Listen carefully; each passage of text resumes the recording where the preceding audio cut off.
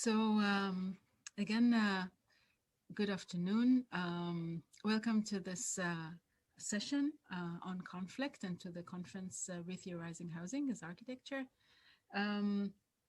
The theme of our session, conflict, is often the only perspective applied to contested areas and historical periods, disregarding often the role of housing in conflicts and in the understanding of conflicts. This has become clear to me when I participated in a conference session where Sharone Tomar also participated, where all the conflict areas were grouped together, including Israel, Palestine, South Africa, and North Korea. And interestingly, all of the four papers were architectural studies of housing. However, the connection between housing and conflict, as often is, was considered accidental. And I hope that this session can open up this connection by discussing housing as a site where political communities formed and where negotiations, sometimes conflicted and sometimes agonistic, are conducted over our spaces of habitation. And we will be doing this by presenting and discussing four fascinating terms: war, resistance, frontier, and transgression. So we're looking at a pretty exciting afternoon. We will have, as we informed you, we will have each paper will be presented by a 15-minute pre-recorded video, followed by 15 minutes discussion of the term proposed. And then we would conclude by having a discussion and a debate revolving the theme of conflict via the four terms brought together today. So I would like to start with our first speaker, Vaz Milheiro. Let me briefly introduce Anna. Anna is associate researcher at the Untitled IOL. I hope I pronounce it. I know I did not pronounce it well, but please correct me later. And assistant professor at the Faculty of Architecture at Lisbon University. She is chair of the cross-section Middle Class Mass Housing, head researcher for research projects focusing on architecture and urban planning in former Portuguese colonial and African countries and middle class housing, financed by the Foundation for Science and Technology. She won recently a grant for researching dominance and mass violence through housing and architecture during colonial wars. So I'll be sharing Anna's presentation. Let's hope I do this well. Just a second. Hello, my name is Vaz Milheiro. I will present Control and Housing During Colonial Wars, the Portuguese case. On 4 February 1961, three penitentiaries in Luanda were assaulted by armed groups of guerrilla claiming independence to Angola, then a Portuguese colony. The episode marked the beginning of the colonial war, which would be extended to the other former Portuguese continental African territories. The conflict would last for another 14 years until the April's Revolution, which put an end to Portugal's double political status as both a dictatorship and a colonial state. Although this early incident occurred in urban areas, the war was essentially fought in rural territories. The military strategies used by the liberation groups were based on guerrilla tactics, so-called subversive wars. The Portuguese armed forces, which until then had always acted as regular forces, were required to introduce counterinsurgency techniques, including psychological actions providing health, welfare, and residential support for war-affected populations. Motivated by Portugal's scarce military capacity, colonial governments have initiated a series of reforms aiming to infrastructure the territory with a sense of durableness, in order to foster the idea among the European and African communities that the colonial system would not be jeopardized by the guerrillas. The Lisbon-based metropolitan government had already introduced the concept of multi-ethnic and multi-continental country to justify refusing independence. The illusion of permanence described by Utskind in 1967 related to the British Empire was openly imbibed in the actions taken by the different departments of Portuguese colonial public works. Housing promotion at all levels of colonial society was at the top of colonial administration priorities. It would be the ideal opportunity for architecture to emerge as a strategic tool for colonization, following the example of other disciplines with more operative rules. Housing also could mean survival for the regime itself. Affecting the entire colonial society, it had been a recurrent priority since the beginning of modern colonization. When Portuguese started to manifest interest in occupying Africa by more systematic infrastructural means.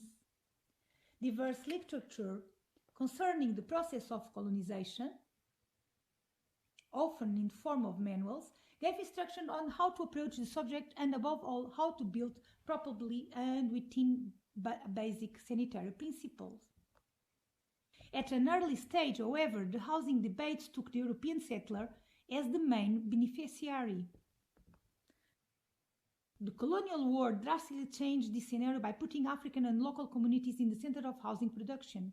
It also gave rise to action on more significant territorial scales, demanding for further rationalized and optimized design process. The architects began to enunciate strategy that involved the complicity of local populations in the production of their own homes through the improvement of the layout and construction techniques. The use of prefabricated systems began to echo in the technical contributions of the Portuguese. The state would use a complex housing networks in order to accomplish the control of lives and territories by broadening the spectrum to Europeans, civil servants and African workers as equal targets for the new housing politic strategy.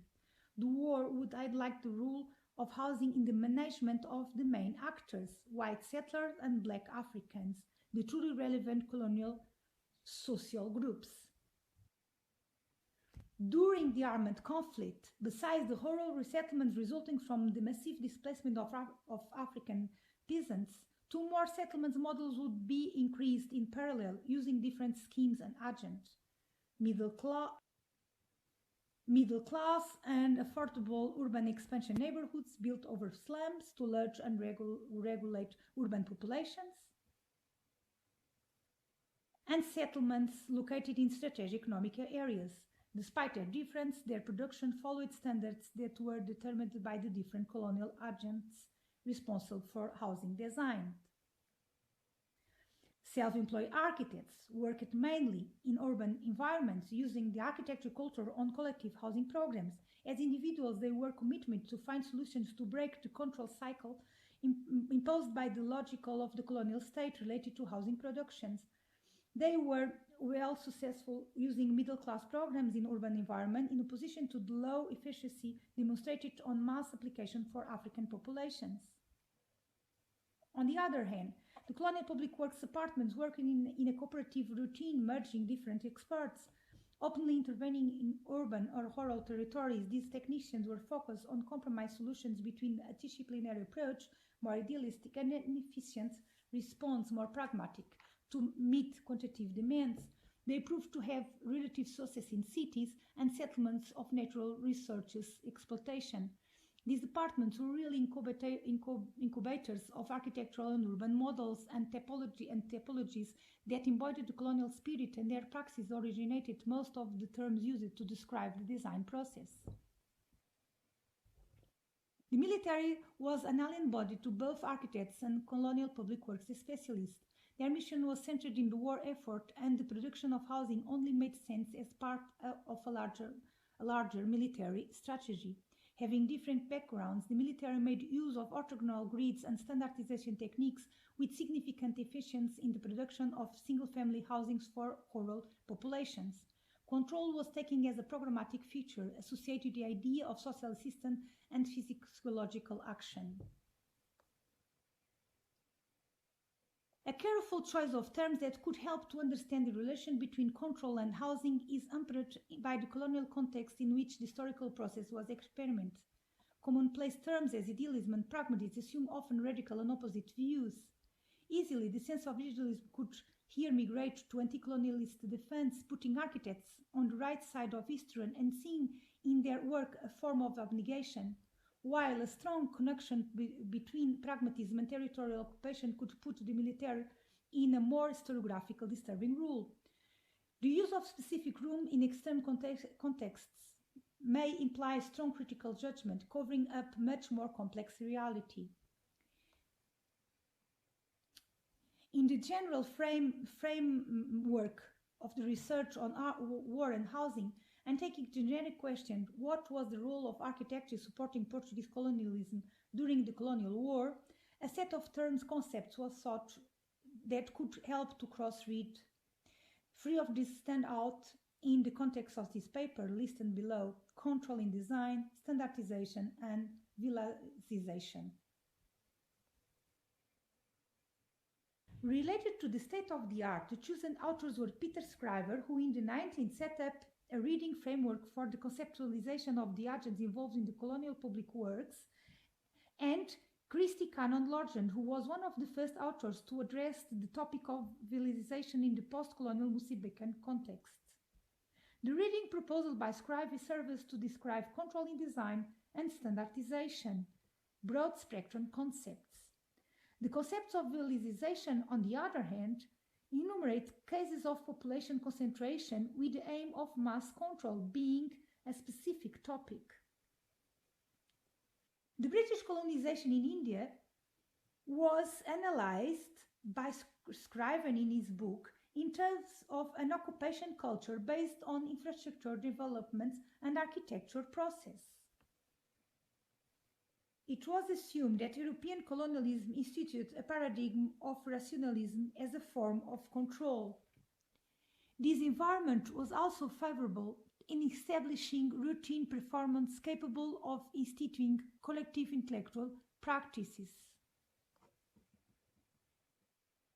The decoding of the actions of public agents who were part of the different colonial public works would thus be subordinated to the understanding of trial and error phenomena that would eventually formulate design protocols. Scriver wrote in the very beginning of his thesis that in the day-to-day practice of designing and constructing buildings, informal conventions commonly emerge. An architecture and an urbanism grounded on functional answers and on the resilience of construction system would be accomplished. It was established on the basis of empirical solution and its effectiveness dictated normative settings. Scriver explained the normalization of design as a social phenomenon, referring the architectural response to the institutional realm in which the agents of colonial public works were moving. The residential program would impose itself as an application field of these expeditious devices. Optimization of large-scale housing construction process was required an effort from all agents involved in the design of standardized elements based on systematic drawings. At all levels of the residential program, standardization would play an important role, namely by adjusting to the largest number of. The war would require the implementation of large-scale residential structure grouped into different types of neighborhoods with urban or rural implementations. Consequently, replicating urban or architectural solution was close to the genesis of an idea of shared and optimized design culture. The concept was often identified with the exercise of pragmatism and therefore eminently technical thinking. In housing production, however, architects reinforced their role as pioneers in the conception of standardized designs from the definition of construction elements to typological structuring, including formal devices. Term mainly applying to case of displacement of rural populations, later fixes in large settlements, villagization presupposed an accelerated process of behavioral re-education. Housing had a very specific role in this context, acting as a formula of attachment. The villagization process of creating large villages or military settlements was carried out with the aim of controlling native population in a scenario of subversive war by blocking access for guerrilla groups. In the military understanding, this population concentration in conflict areas guaranteed security, control, and above all were seen as tools of counterinsurgency by providing assistance to the population. Now related with the three case studies. We started with middle-class and affordable urban expansion neighborhoods built over slums to lodge and regulate urban populations. And the case study number 1 is the neighbor unit in the Prenda district. The Prenda district built in Luanda during the 60s was part of a strategy of urban expansion. It survives as an example how design in control and standardization was subverted by architects as a way to attenuate some of the most nefarious characters of colonial cities, namely segregation.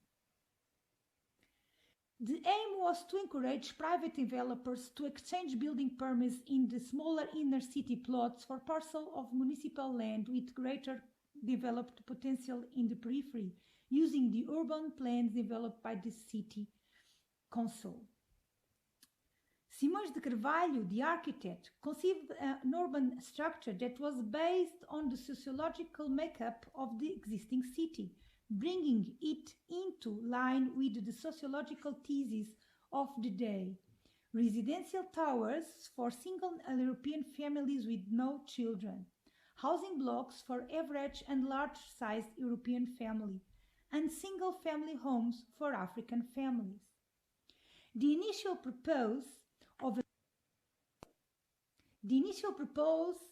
a mixture of 1/3 Europeans to 2/3 African was eventually to be subverted. Nevertheless, the original spirit was maintained. The second case study is related to settlements located in strategic economical areas, and we choose the example of European colonies. In Angola and Mozambique, attempts to fixate European population through agricultural colonization began in the late 19th century. However, it was only in the second half of the 20th century that this process of land occupation was intensified.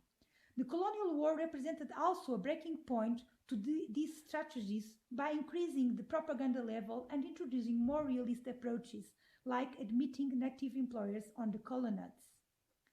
The colonies were a good program for the colonial public work technicians to test models project, not only within residential units, but also in proximity equipments.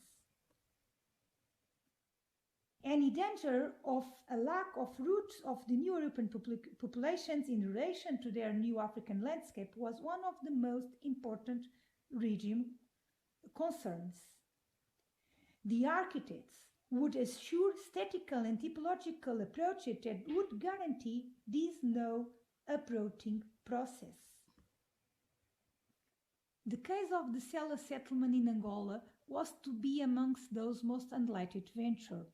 Originally a white colonato, in the 60s several procedures were changed in order to introduce African labor, and numerous native settlements were implemented in the surrounding areas, using the same design principles and demonstrating that there was already a practice adopted by public works in the implementation of these rural communities. Although they remained separated, the achievement mitigated the spirit of segregation that had presided over the whole Sela venture, illustrating the new slogan of the regime, trabalhando juntos para Portugal maior, working together for a greatest Portugal. Even in settlements connected with white colonization, the progressive production of housing for native populations reinforced the use of the residential program as doubly instrumental for war effort and colonial propaganda. The last case study is related to rural resettlements resulting from the massive displacement of African peasants, and it's located in Mozambique for the Xangara Xioco populations. Plans to contain subversive forces were implemented in the north regions of Mozambique with the regrouping of population in large village, a process that would initiate the civilization phenomenon by the Portuguese military authorities on a large-scale project. Some served as a cordon near the border areas where the liberation groups were concentrated. The local public works departments were in charge of carrying out the plans following military guidelines with loss of early idealism and gain in pragmatism, since quantitative results were desired. Some larger pre-existing settlements were already being used to lessen reactions to the change. Houses were not aligned so as not to force Euclidean geometry, model external to most vernacular cultures. The idea of westernizing these communities was a distant possibility in the minds of the military seeking to control the region. The sense was now to impose jurisdiction, ensure security, and save researchers. Still, during the colonial period, many of these villages were abandoned, and in some cases the food supply was scarce. In the 80s, after Mozambican independence, Frelimo would implement a program to adapt these aldeamentos to communal villages.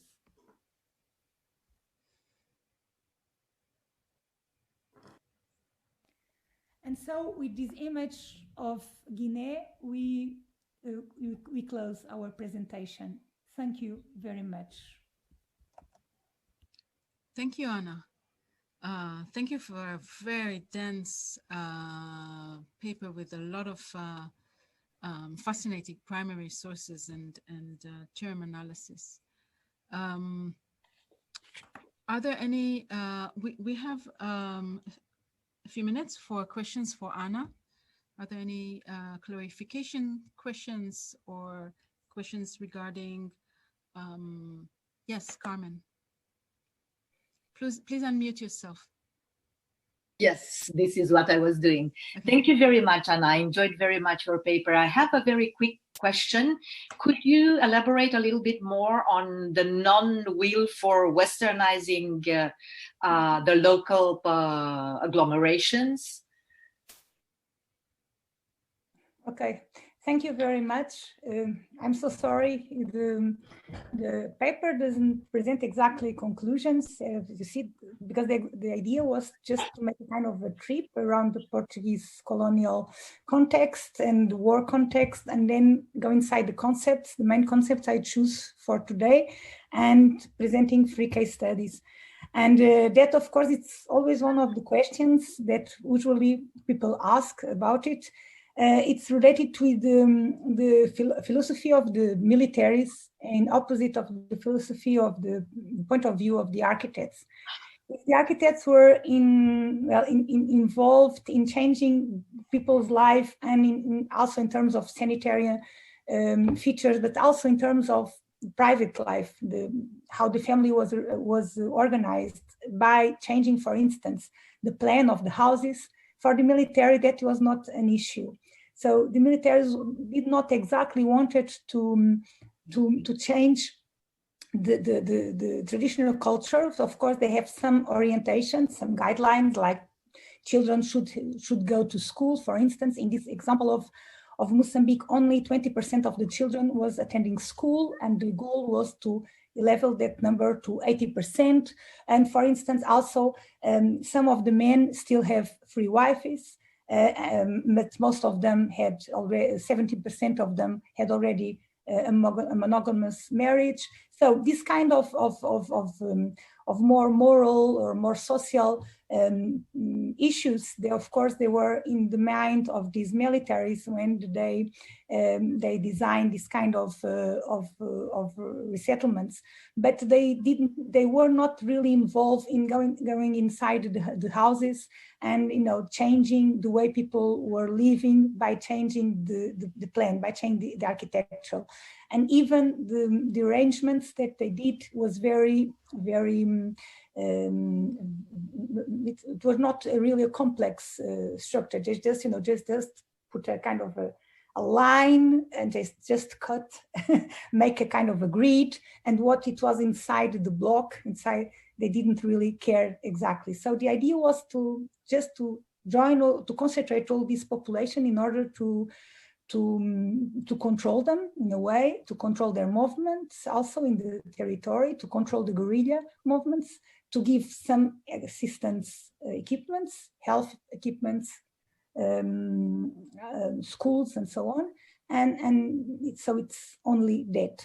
And after the independence, the proposals of the Frelimo, so the independent governments, were much more ambitious than the Portuguese colonial state. So after the independence, the Moçambican government really wanted to make a kind of a pre-urban life in this kind of big, larger villages, and so the government introduced a lot rules that were intended to change the behavior of the people's behavior in a more deep sense. I don't know if I answer, but it's a little complex, maybe. Thank you very much. Okay. Sharone had a question. No, thank you, Sharone. It's lovely to see the work. I'm interested, it's the first time that when I've seen you present the work, you've talked about villagization. Yeah. I was wondering if you could talk about that a little bit more. It seems like a very interesting idea. Well, of course, when we started to try to find a more scientific frame, a more theoretical frame for what was happening, mainly in the case of the military settlements, of course, this word became much more, this term became much more important and much more clear for us. When we were there in Jerusalem together, I didn't realize yet, because I was starting researching on this specific model and this specific typology of housing. And then it became much more clear that we should have a kind of a theoretical frame that could explain in a way what was going on. And this was the best one that we find and seen until now. So we are using it in a way to explain a little more what was happening in these conflict areas. But what I wanted to explain with my presentation, it's that this housing production was not only made in the conflict areas, was also made in the areas in the Pacific, in the areas where the colonial regime was not, put in question, where it's still be very solid, because of course the colonial government understood very well that housing was a central issue. That it was very important, and it was important not only to accommodate part of the population, but all the population. So they make a huge effort to go to all the levels and to create and systematize procedures for all the levels of colonial population. So we have, I took these examples of the neighborhoods inside the cities, and then the colonnades, in this case, the white colonnades, and then the large village in the conflict regions, to explain that it was a kind of a network, and it's not an isolated case. And I think Yael understood it very well. It's not an isolated case. It's something that you have to understand in terms of different agents and different clients, in a way, different populations, and the policies that are trying to be implemented to accommodate all these populations. And so the war, war was, of course, have a place, have a territory, but it was not only there. It was it crossed all the society, all the territory, and you could feel the war at the cities, even if the people were not affected directly, but you could feel it.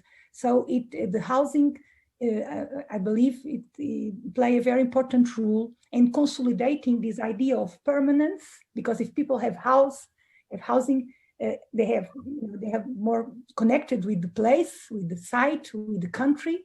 And so these housing policies in the end of the colonial Portuguese period, it became a very important issue. I believe in it. So this is what we are now trying to start it, to research in a way. And so this is a kind of a preliminary approach to the subject. I'm sorry for that. I don't think it is preliminary. It looks quite structured. We have one more question from Yankel to you, Anna. Okay. Hello. Yeah. Thank you. It's a pleasure to hear you, Anna. Yes, it let me think that two things. One thing is about Paul Rabinov. Paul Rabinov was an anthropologist of urban planning, and he wrote about colonialism in French modern. And is it the same model you have in Portugal or not? And the second question is about the relationship in the housing relationship and the relation with exotism. And is there from the architect a kind? It's in an hypothesis in my mind, a kind of romanticization of the exotism of the villages, and is it maybe a kind of interpretation we can have about this model of villagization? It's a question. Okay. I'm not sure if I really understood everything what you said. You asked, because sometimes we have some cuts between the. But I will try, if I understood, I will try to answer. So the idea of romanticizing exotism, taking African culture as a kind of exotic search for architecture. I think most of the Portuguese architects didn't do it. Well, some of them, yes, but not the ones who were working in the colonial public works, would have to give much more answers in terms of quantitative production than a kind of a more theoretical or cultural approach. So they were the solutions were very, how can I say, very rational. And it's difficult. Sometimes we are talking I'm talking between my team and one of the girls who belongs to my team, who is working with me in this subject, is Filipa, who is also attending. And sometimes we are talking among us, between us, what could be the main sources for the Portuguese. Of course, we know they were very close to the French solutions, to the French culture, because all the Portuguese could speak French and read French, and they really appreciate French culture. I know that even the military were following the Algerian war, so they knew all the methods and the techniques and so on. But I'm not sure. We don't know exactly. We are trying to figure out, but we don't know exactly where it comes, because sometimes we see an example here and it's the same mat, the same pattern. Sometimes the same architect change everything and copy something from other. We don't know exactly. For us, at the time of our study, even if lots of people point us different influence or different directions, we are not able yet to explain exactly where did these Portuguese colonial public works technicians, where they took the models that they use. So that's why I use this explanation of Schrijver when he says that day a day they were just improvising, and some of these improvisations became protocol solutions, protocol, and so it was much more like these daily life, how they face the problems, how they approach the situations, and then that situations became a kind of a guideline, and sometimes they even wrote normative settings for other architects. So we are just trying to figure out exactly where did it come, but maybe it was like a much more empirical process than exactly a very well informed and very scientific and very process. I don't know if I answered. Yes, yes. Okay, thank you. We have to move to our second speaker, which is Sharone Thomas. Let me introduce Sharone. Sharone Thomas is an assistant professor in the School of Architecture and Design at Virginia Tech, teaching design and urbanism. Her research examines architecture and urbanized inequality, focusing on housing, public space, and architectural activism. Her research topics include spatial change in late apartheid Cape Town and contested histories and transforming spaces in Appalachia. So I will be sharing Sharone's recording. Do let me know if there is any issue. Hello, my name is Sharone Thomas, and the housing term I am discussing today is resistance. In this paper, I am proposing that one of the types of labor that housing performs is resistive. Housing is an architecture that supports many features of human life, including social relations. As such, it can resist dominant and repressive practices, and in doing so, it is capable of asserting alternative realities. My claim that housing is resistive builds upon the histories of the role that housing played in the early decades of architectural modernism, particularly in its social project. However, over the course of the second half of the 20th century, the social project was increasingly seen as unfilled or impossible to achieve. In parallel, housing dropped away as a subject of architectural effort. I'm interested in housing as resistance during what we can think of as the post-social project era. Since the rise of neoliberalism, housing production is rarely framed as a domain of the state, and particularly the welfare state. Instead, housing gets treated as a commodity, even when provided by the state. This we can see in cases such as public and affordable housing in the US, which are rarely provided, but when they are subject to the logics of the market and scarcity, rather than framed as a social good or a right. Yet, there are instances in which housing gets made in ways that claim alternatives to neoliberal and politically repressive practices. Housing may no longer be broadly understood as a function of a state's social contract with its citizens. However, in light of the withdrawal of broad-based housing programs, what we see, if we look for it, are instances in which housing gets asserted as a mode of resisting contemporary realities, and particularly politically domineering and economically exclusionary realities. My paper today will illustrate this through a pair of cases in Cape Town, South Africa. These offer possible realities of housing as a right and of housing getting made as an assertion of political agency. Linguistically, in the South African context, the term resistance is related to the term struggle. The struggle refers to the decades-long efforts to bring apartheid to an end. Resistance, however, is not a term used by the architects in Cape Town that I study. Rather, the prominent feature in architectural discourses from the 1970s through at least the 1990s, particularly around housing, was humanism. Humanism was used to frame a body of architectural practices undertaken as alternatives to apartheid. Architects used humanism to refer to an approach to architectural design that focused upon people and their collective needs. Humanism was framed as an alternative to apartheid modernisms focused upon spatial ordering principles and their inherently racially discriminatory nature. Claims of humanism and the anti-apartheid context work resistively. And humanism provides a useful lens into the content of resistance. Humanism aspires to shift prioritization from the system to the inhabitant. Humanism can extend to the somatic, the body, as a site of action. It offers the possibility of orienting or reorienting housing away from a product or a service provided by the state or market to an architectural dimension of human life.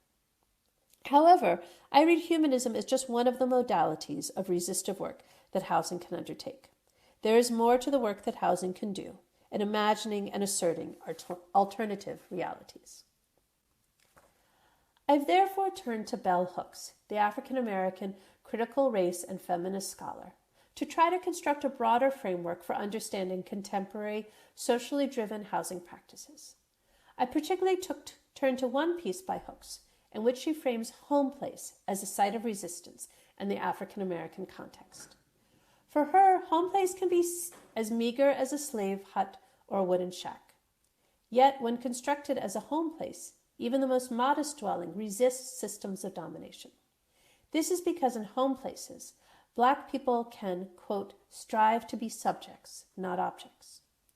Home place is a place for the construction of family and community units. These are strong, self-constructed webs of support, spun by their members rather than defined in limiting ways by outside structures. Home place is a recovery of dignity when it is denied on the outside in the public world.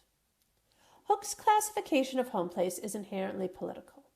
It is a recognition of the dimensions of liberation struggle that take place outside of military tactics or geopolitical operations, but which are still inherently politically operative.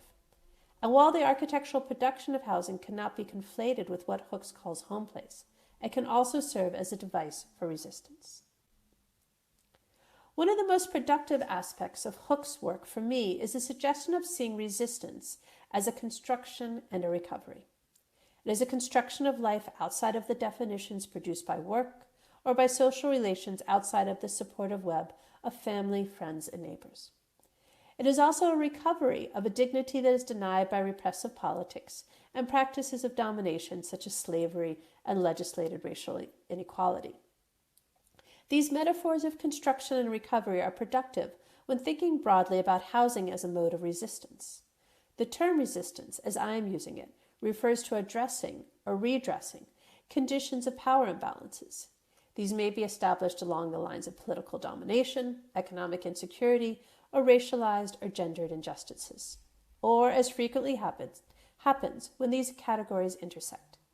Construction and recovery help parse and identify the aspirations housing embodies as it asserts alternative realities. To illustrate this, I'm going to begin with recovery. In Cape Town, this is seen in the area of District 6. Originally developed in the 19th century, the district was the first port of entry for newcomers to the city. It was a Victorian-era development, dense, mixed-use, and built of architectural typologies such as single and double-story row houses. By the 20th century, District 6 became known for its racial, ethnic, and religious heterogeneity and vibrancy, particularly in its public life and public spaces. For outsiders, District 6 was often viewed as a slum, but residents commonly spoke of it as a paradise. However, everything changed in February 1966. This is when, under the Group Areas Act, which designated all urban land as belonging solely to one racial group or another, District 6 was declared a white area. All of the residents were removed, mostly to the periphery of Cape Town, and the entire neighborhood was bulldozed. All that was left were bare fields. Even streets were demolished. The government had planned to replace District 6 with suburban homes of the type seen here. But, except for a small development of ministerial staff homes, the controversy over demolition was too great for development to happen as planned. District 6 remained, for the most part, bare. In 1986, British Petroleum proposed to pay to rebuild District 6 as a gesture in response to global pressure to stop operating in apartheid South Africa. But its proposal was only for colored or mixed-race people. The proposal was rejected by former residents and initiated what became an ongoing, protracted struggle over who would rebuild District 6 and for whom. The former residents eventually succeeded, and in 2004 led the development of the District 6 pilot project.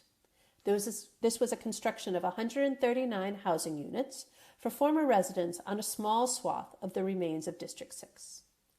The pilot project, and the integration of its political history and architecture, presents an instance of resistance through recovery. Politically, the project is one of struggle against the state and against the control of the production of space by corporate capitalism.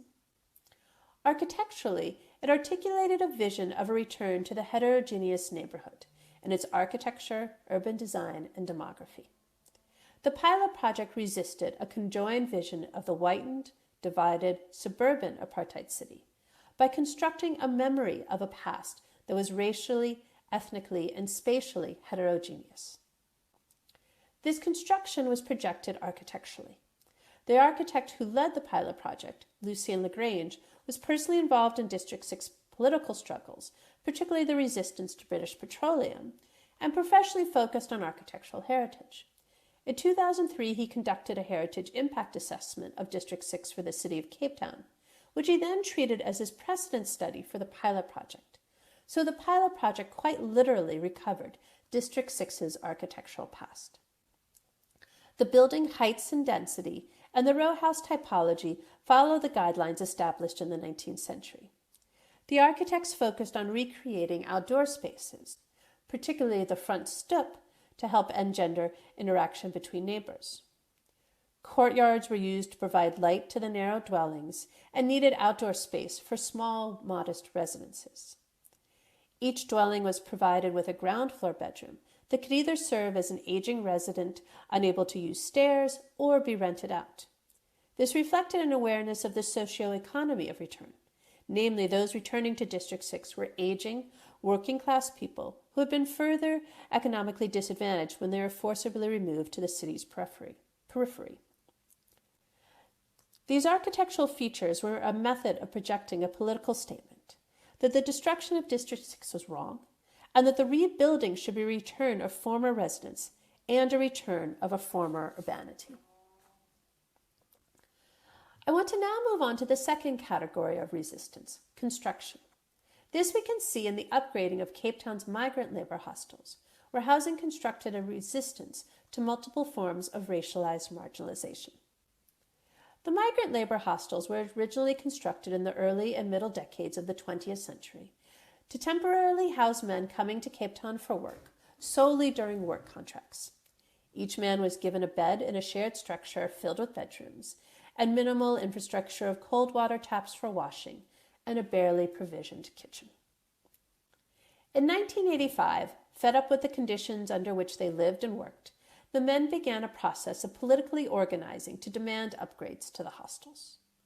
They initially sought to give each man his own room, though this aspiration grew to each family having their own apartment once the repeal of the pass restrictions allowed their families to join them in the city. The hostel dwellers partnered with local architects, planners, and legal professionals to petition the government to upgrade the hostels. These efforts spanned decades and proceeded incrementally, with small sectors individually designed to transform the existing hostels into blocks of flats and to infill in between the new buildings to create a modest yet socially hospitable landscape of homes and shared outdoor rooms. The project worked through multiple valences to resist apartheid's techno-rational, racist residential planning.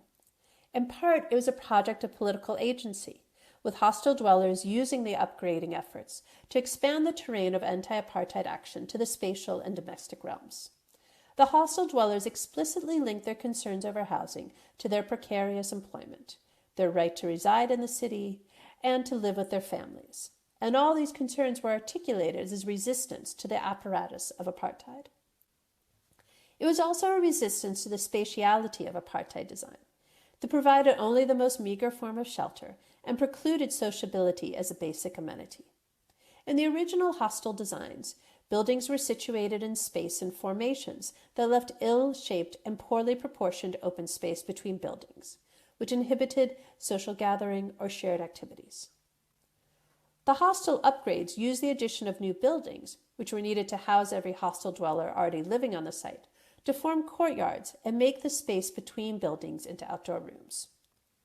With these and modest features such as stoops, covered entries, and shared stairs, the hostel upgrades made a case for a normalized domesticity. Both the hostel upgrades and the pilot project illustrate how the architecture of housing can be deployed and understood as a tool of resistance, by projecting a vision of the form a city should take, whom housing should serve, and what type of sociability housing should engender. This leaves us with the closing question of which terms are most useful for thinking through the work this housing performs. While the South African political and architectural context produced the terms struggle and humanism, these terms are limiting. They do not yet speak to an encompassing body of resistive housing practices. Humanism is particularly problematic as it was framed at times in the South African context, though not in the cases I've shown here, for a history of being used to obscure political action, by framing architectural action as supposedly politically neutral. Centering the human in a generalizing and raceless, classless lens obscures the work that housing does in specific contexts.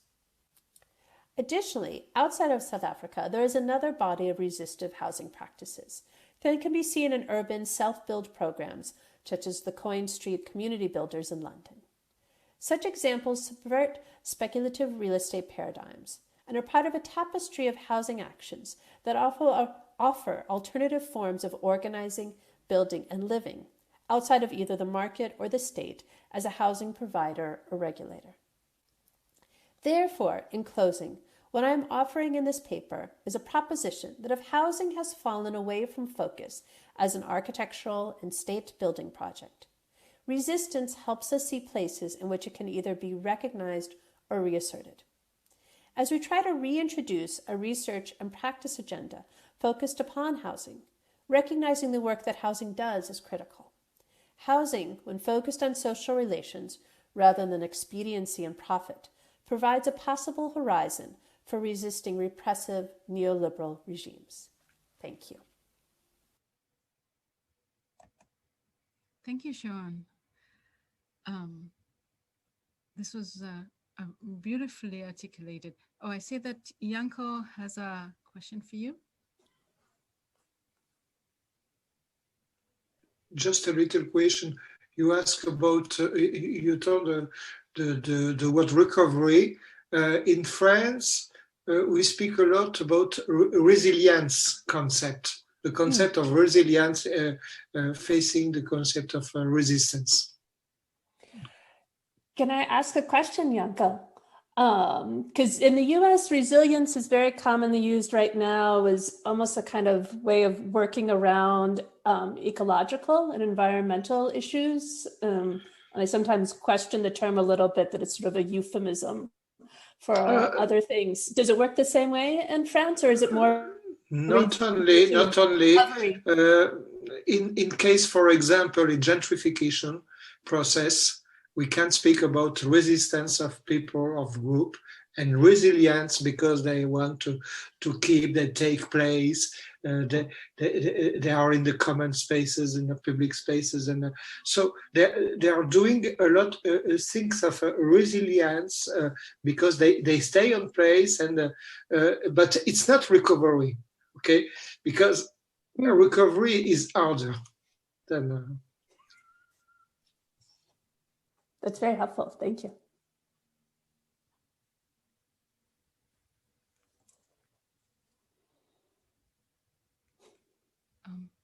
Any additional questions for Sharone?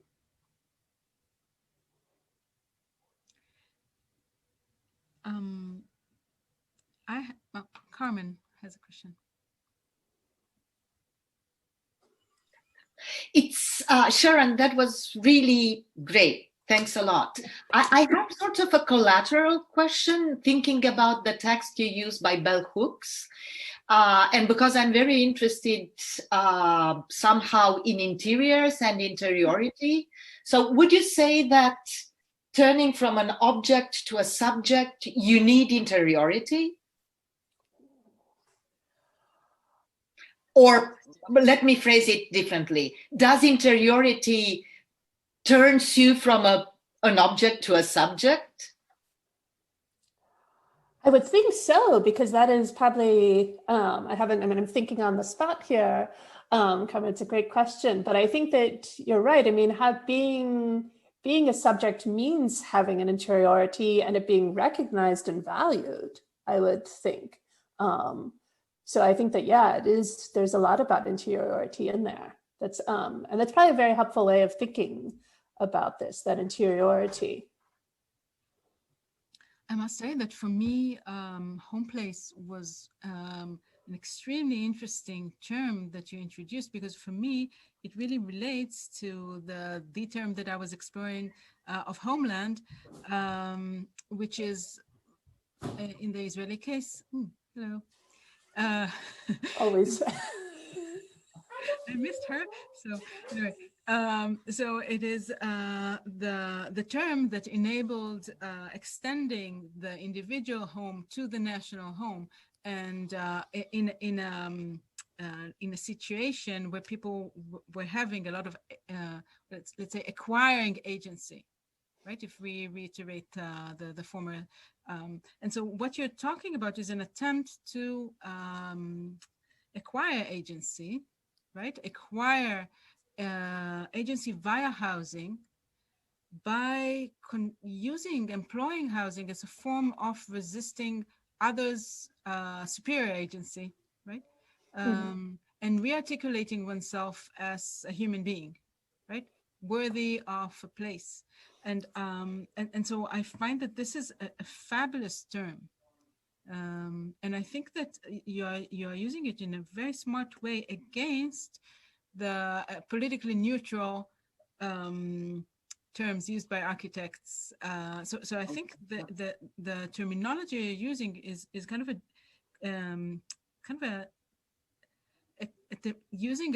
producing a political critique of the good doing of architecture, which I feel is fascinating. I think this needs to be fleshed out, because part of our disciplinary issue is, especially in the post-war period, is taking sides, architects taking sides, and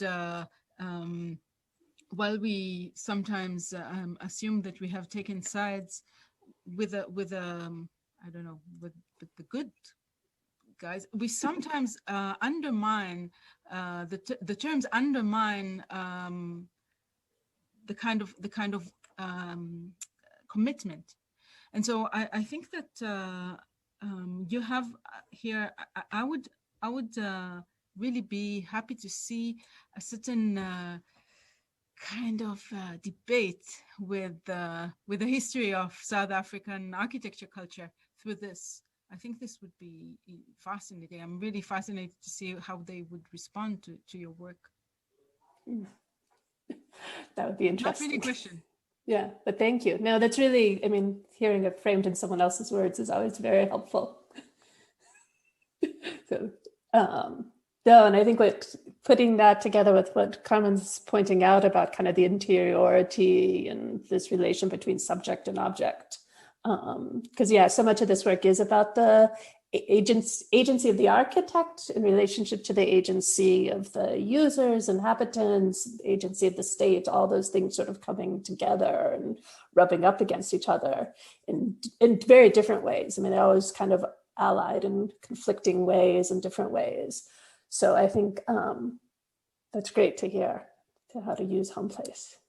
But how do you think that the architecture vocabulary, Priscilla, please jump in. No, you could ask. I can go after you. No. But anyway, thank you, Sharone. That was really incredible presentation, and Anna as well.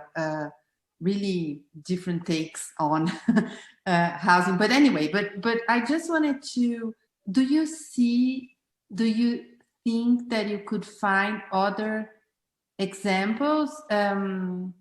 Or let me put it another way. Do you think these examples that you brought from Cape Town could be found somewhere else? Because it was pretty incredible, especially the District 6, that it wasn't redeveloped, just as another predominantly white suburban area. So would you see that happening in another place, or would you see that expanding right now? Or you think those are like small possibilities of resistance, small pockets of resistance? Yeah, I would be sure that there are other cases like that in other places. I mean, just in the sort of South African context, you know, District 6 is known so widely as kind of the emblem of sort of apartheid's horrors in a lot of ways. But then I think what's interesting is what came after and the sort of the tussling, really tough conflict over how to address that. And I think that's gone on in other places in South Africa as well. And I'm sure there are other cases of that all over the world. What's struck me, though, is I've thought a lot about this term resistance for the last year plus as this group has been together, is the other kinds of cases, things like these sort of self-build collectives, which I think are also using housing as a mode of resisting, but resisting something else. So maybe these cases of kind of extreme political domination, like we saw in apartheid South Africa, might be more extreme and not the sort of thing that you can see so much everywhere. But what I'm interested in are the overlaps between that and other types of neoliberal practices. And that's where I think that these sort of self-build housing collectives as have popped up. I mean, just reading sort of various kind of arts criticism and studies about activism, you find more and more of that sort of work that's been going on since, you know, 1970s all the way through today. And I think trying to read a thread between all that work, that's what I think is productive to understand what housing's doing, maybe in a more, sometimes urban sense, but kind of in a more sort of space, I guess urban sense, urban but can be understood in a lot of different scales and densities as a way of kind of articulating almost a right to the city. I get a little nervous to interject that term, especially because I know in the South African context, it's not really, it doesn't have as much historical valency, and it sometimes gets very contested to use that term. But I think in other cases, it might have more power. I don't know if that answered that. I was sort of wondering.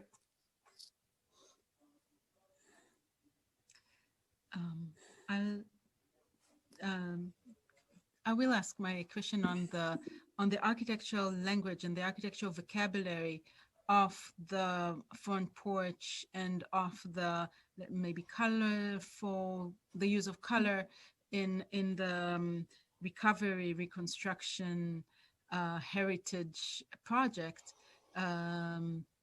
So how would you place these architectural terms of a kind of a maybe formal language within this discourse of humanism or of the struggle in the South African context?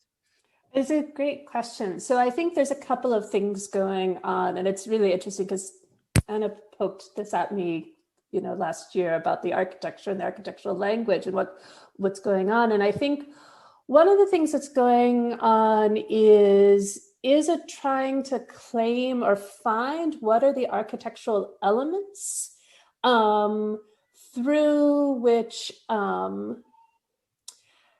I guess, I mean, in some ways, maybe it is a little bit of a humanism can be introduced, that, you know, if the concern for the human, for the subject, was something that was so missing in the apartheid context, you know, there was very much the object rather than the subject, trying to find an architecture that supports that subject and the kind of collectivity and collective agency of the subject. I think the terms like the STUP were really significant to that. I mean, that's something that you saw in both projects, and those are architects who you know, knew each other or in close conversation with each other, but were not involved in the same projects.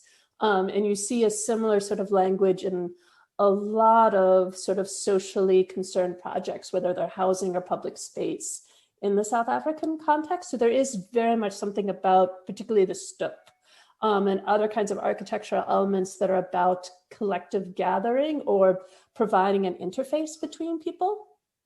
So that's part of it. There's also, in some ways, there's an economic element going on, that there's there's so little money to be spent on these projects. And so there's an architectural language that I think that's developed that is trying to sort of preemptively address the lack of funding, both for construction and for the long-term maintenance of projects. And so using really, really basic elements, so whether they're spatial elements like stoops, but also building elements. So lots of this is just concrete block. And so color is great to sort of literally paint over concrete block to sort of give it a different cast, as well as probably having some sort of historical reference, though it often gets debated how genuine that is or not. There's another neighborhood of Cape Town, the Brokap, which is painted all these bright, bright colors, but that's actually a Disneyfication. It was originally all white. Like literally the buildings were painted white, but it gives it this sort of, this was what it was originally. We will go back and celebrate these places that had been sort of degraded over time. So I think there's a bit of that going on. Okay. Thank you. We will continue this discussion in the end as we play the terms against one another. I would like to continue to our third paper. The third paper is by Gabriel Schwake. Gabriel is an architect, planner, and researcher. He studied architecture at Tel Aviv University and completed his PhD at the TU Delft. In his research, Gabriel examined. I suggest we move on to the fourth presentation and then conclude with a long discussion of all the terms. Let me share Carmen's. Let me first introduce Carmen. Art and architecture historian trained in Romania and France, Carmen Popescu has always had double, if not multiple, identities. Perhaps this is the reason she enjoys working on several parallel topics. However, she follows a leading thread which weaves her work around matters of politics and ideology. In the past years, she started to work on transgression as a possible new paradigm. Carmen is professor of architecture history at the École Nationale Supérieure d'Architecture de Bretagne in France. And I think that in a sense, Carmen's presentation opens up an architectural analysis of what conflict may mean for us. Hello, everybody. Before reading my paper, I would like to warmly thank the organizing team and the scientific committee of this conference for making it happen. And you cannot imagine my regret not being able to be in Jerusalem for the conference. And let me share my screen and I will immediately start my paper. Transgression on housing and space otherwise. Before the emergence of the COVID crisis, housing was already a major subject of concern, which asked and awaited for an in-depth reform. Engels' The Housing Question could be as topical today, even in a different way, as it was in 1872 when it was written. Like then, shortage is not the main problem, though it constitutes an essential issue. The problem is how to respond to it from a political and social point of view.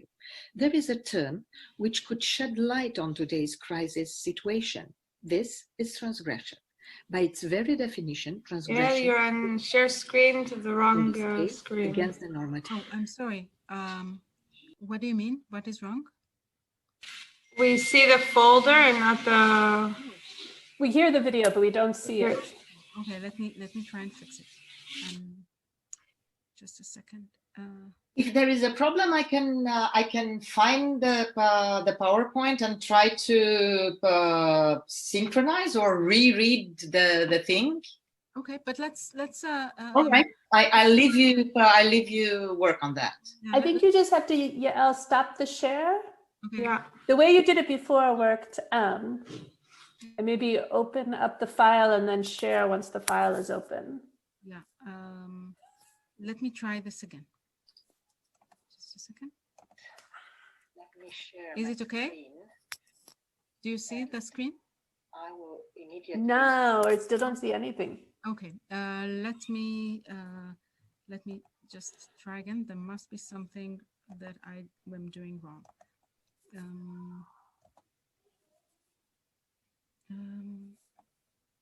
Yes, I did. Oh, there. Now we see this. This was the same slide. I think we reached here. 1872 when it was written. Like then, shortage is not the main problem, though it constitutes an essential issue. The problem is how to respond to it from a political and social point of view. There is a term which could shed light on today's crisis situation. This is transgression. By its very definition, transgression is anti-system. In this case, against the normativity of architecture, but also against the consequences and excesses of late capitalism. My paper will look at transgression not as a solution to this crisis, but both as a response and a tool to deal with it. Transgression, a bias for talking, inhabiting, and housing. When writing his essay on architecture and transgression in 1976, Bernard Tschumi implicitly claimed that the first act of transgressing architecture is the very act of inhabiting, though he had in mind a house, the decayed iconic Villa Savoye in the 1960s, he did not point out specifically to housing. He meant architecture in general, which, once inhabited, departs from its conceptual status, stepping into the cycle of life and death. It is important to stress this differentiation between transgression as an inevitable act when related to inhabiting, and transgression as an obvious commitment when applied to thinking housing differently, or whatever architecture for that matter. In the first case, transgression is the act of anyone inhabiting a built space. The appropriation of the latter might not only affect its initial conception, but triggers, meanwhile, its ineluctable destruction. Tschumi spoke of mental construct, quoting Boulet's aphorism that, I quote, "the production of the mind is what constitutes architecture," end of the quote. In the second case, transgression as commitment is the act of those in charge with the conception of architecture. It is the architect that performs it. By doing that, he intentionally breaks the rule. To refer once again to Tschumi, architecture's first rule is to break the rules. If inhabiting is about existing in the world, an existential matter, housing is about creating the policies in order to enable it. Phrasing this otherwise, it is about settling the necessary frame for making inhabiting possible. This being said, it is the normativity implied by the idea of frame that constitutes today one of the main issues in dealing with housing from the architect's point of view. How to imagine housing in a world that turned progressively uninhabitable, to paraphrase Willem Flusser. Keeping in mind Engel's comments, a reform from inside might not achieve the goal as it mistakes the cause with a consequence. Replacing a frame by a different frame equals to change the rules by different rules.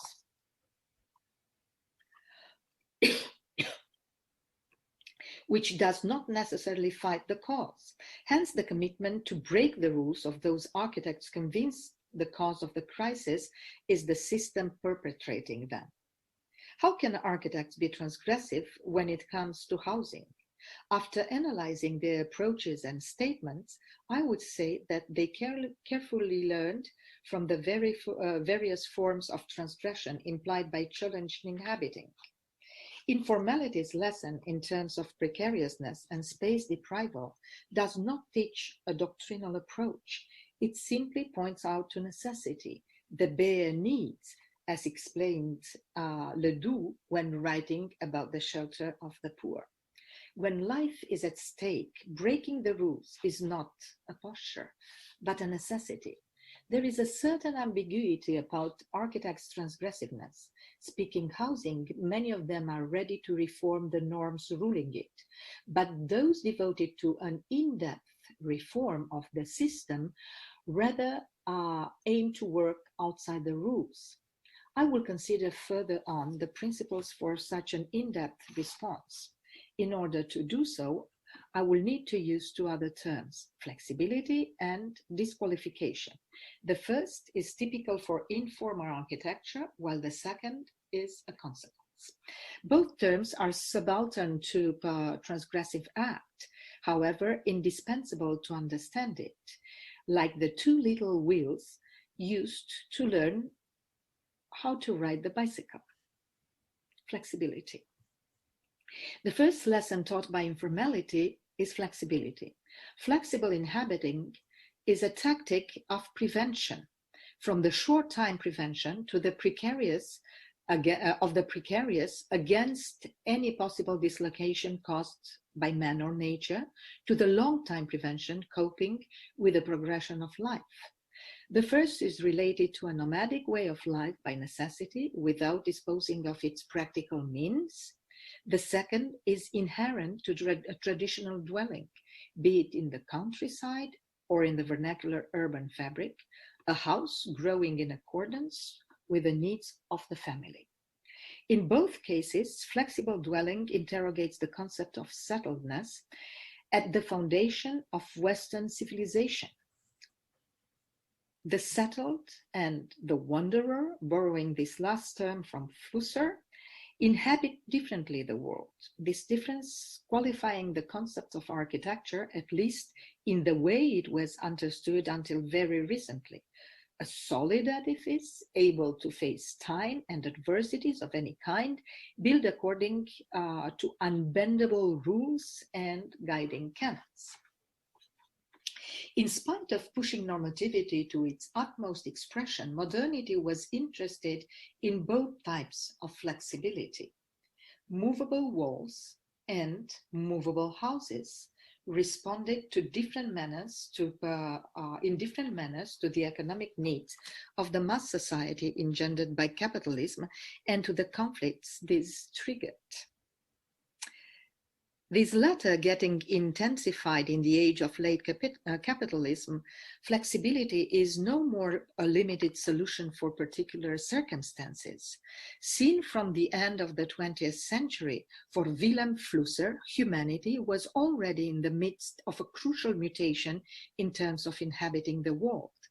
He compared this mutation to the paramount changes that took place when the nomadic life of Paleolithic was superseded by the settledness of Neolithic, whose chronology, by the way, was extended by Flusser up to the end of last century. The philosopher considered that the current mutation was activated by what he called a triple violence due to ethnic and gender reasons, class conflicts, and the generalized use of machines. A triple violence which is responsible for the inhabitability of our world, turning it into a world where all of us are migrants. Hence, the imperative to change our approach to inhabiting. That seemed already an evidence for the architects engaged in a political critique of our world. Jonah Friedman is one of the best examples of envisioning flexible dwelling as a solution to the crisis triggered by hypermodernity. His survival architecture aimed precisely to boost the way of reconceptualizing inhabiting, to invent today the world of tomorrow, as the subtitle read. Learning from vernacular architecture and the dwelling practice of precarious populations, Friedman transgressed the norms of architecture, proposing a flexible architecture and a flexible urban planning. He pleaded for the reuse of spaces and of buildings. He pleaded for auto-construction and auto-planning. He pleaded for evolutional dwellings that could shrink and expand at will. He pleaded for mobile architecture and mobile settlements. But his approach was perceived as a marginal preoccupation, not really related to the future of architecture. Hence, at the reprint of his book 30 years later, 2006, and then 2013, Friedman changed the subtitle to A Philosophy of Poverty. Everything was said. What appeared as an architectural solution for a new era in the 1970s was but a tool for fighting precariousness in the 21st century. Nevertheless, this tool of flexibility appeared to be largely embraced by architects facing today's crisis. Shigeru Ban, Elemental, Estudio Teddy Cruz, Malzahn Architecture, Christophe Hutin, to name only few of them. Their approach is not a novelty. Flexible architecture is a persistence in the vernacular world. The Italian Incompiuto is an example, even if boosted in the same time by different triggers. And architects from traditional cultures already appeal to this vernacular lesson. What is new in the way that flexibility is employed today is its transgressive meaning on the one hand, and on the other hand, its generalization as a response for problematic situations. There is, however, an undeniable ambiguity about architectural flexibility, and this is not only because flexible dwelling is a transgression of the first rule of architecture as expressed by Vitruvius, firmitas. The problem is more profound. In Flusser's words, I quote, "The catastrophe is that we are now forced to be free." Disqualification. In the 2016 edition of the Venice Biennale, the British Pavilion presented the installation Home Economics, 5 new models for domestic life, divided in hours, days, months, years, decades. Speaking models, the installation was a perfect example of flexibility, each of its division entering deeper into the matter of sharing, non-possession, and unqualification of space. The 5 sections address the mutations of our way of inhabiting. I quote, "Not only a crisis of housing, but a crisis of how we live." So they address these mutations by formulating a series of axiogenic questions on new social power relations, rising wealth inequality, mass migration, surveillance, and privacy.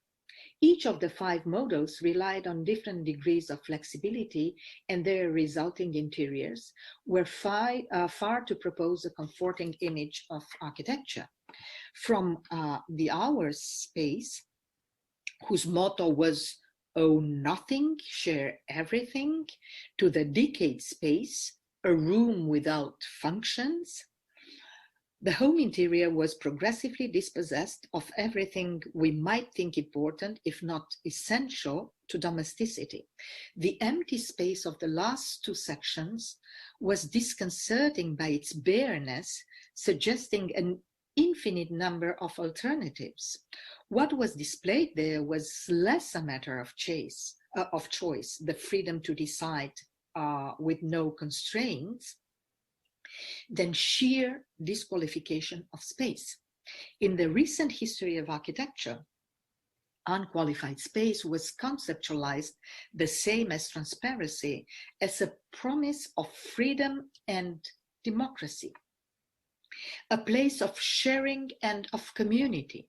This is the main reason of the successful perception encountered today by the reuse space of abandoned places. It has to do with the value of conviviality exhorted by Ivan Illich in his Art of Inhabiting. However, the unqualified space of the shelters designed in the past years for hosting migrants could not support such a reading. Though undoubtedly possessing the value of a shelter, such a space has been disqualified of its inhabitable quality, living in a container, be it in a migrant camp or in an ad hoc housing in Hong Kong, reflects, even if differently, a loss of homeliness. This was already a spread disease of modernity. See the numerous pages written by Adorno and Bloch, which seems to turn now into pandemics. Signs of a new homelessness are beginning to accumulate, remarked Flusser in his 1989 essay, Building Houses. Conclusions.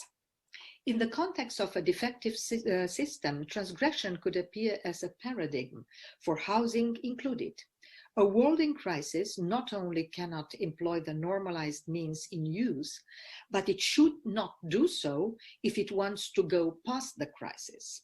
A liquid society, changing more rapidly than its capacity to reinvent itself, asks for flexibility. But the problem of flexibility, as I try to explain, is that it leads to disqualifying the inhabitability of space. The way useful struggle tactic, architectural disqualification equals the disqualified life. Bios versus Zoe, to paraphrase Agamben-Bear life in a world of biopolitics.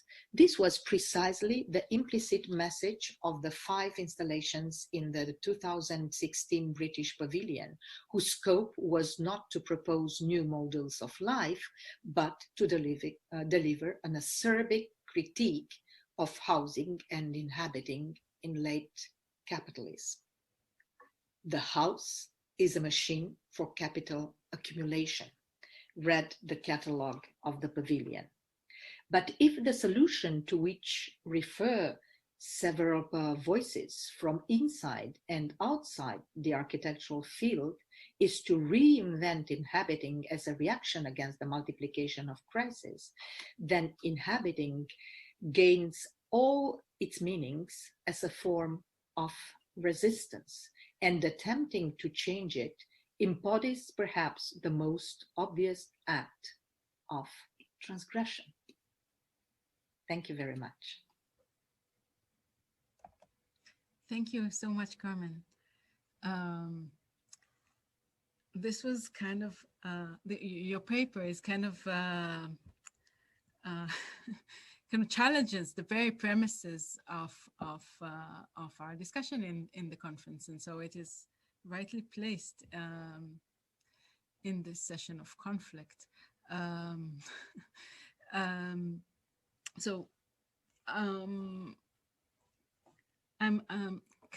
can we? Oh, I see that we have comments in the chat. This was about my failure to start the video. Okay, any questions for Carmen on her provocative argument?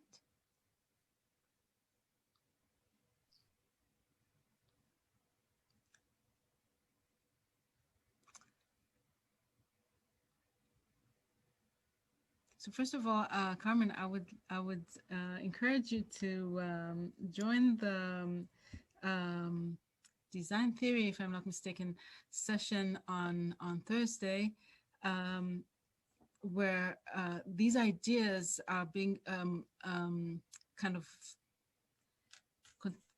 I mean, since my paper is like and your papers really argue with each other, and I hope you have very strong questions for me there, because part of the what you're placing on the table is whether design, whether form can actually make any contribution to the housing problem, to the housing design problem, right, at the contemporary moment. And so if your argument is that the demands of flexibility of the current, the vast majority of the population demand or kind of preclude a disqualification of space, in a sense, a meaningless space, right, a non-designed space, then what would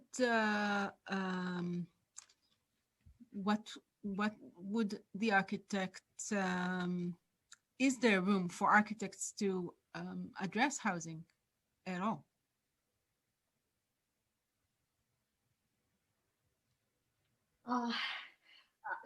Thank you for your question. Before that, I would like to join Gabriel and to tell you how troubling it is to look at yourself, especially when you have another haircut and everything. It looks like, oh, who's there? Well, speaking about disqualification of space, I refer to meaningless space, this is sure, but the way I'm trying to use this term is more in a neutral manner, in the sense that a disqualified space is a space that hasn't yet any way to be addressed as such. It can become a meaningless space, depending on the way you look at it. But first of all, it's sheer abstraction. It's sheer something where you can do anything. And this is obviously something, I mean, I don't want to, neither to enter into deep discussions of this kind, nor to repeat things that you know very well. This starts with modernism and the way things should be both very qualified. I mean, the fact that each room has its own qualification, and also this totally, how should I say, exposed way of understanding space. So going back to the form thing, because I'm not sure I have totally understood your question, and you'll tell me if I responded to it. But going back to the form and the fact that form is important, I don't think that I have, or at least I didn't want to address that here. I just wanted to speak about housing per se, and not formally at all, without paying attention of the formal thing. Perhaps this is the reason I was really immediately reacting to Sharon's reference to bell hook and to the home place, because home is something that happens inside. Home might happen outside, but home is first of all something that happens inside because it's protecting. And actually my question, if it's about form, is still home protective today? I mean, is still this form, whatever the form of the form is it still protective today? But I'm not sure I answered your question. I think that your question was different. So if you want me to, if you rephrase it perhaps, or I will try to be more applied to your question in my, yeah. What I might say is, I mean, your discussion of Friedman's transition from a vision for the future to a certain solution for a very specific segment of the population. Maybe through this, you may understand.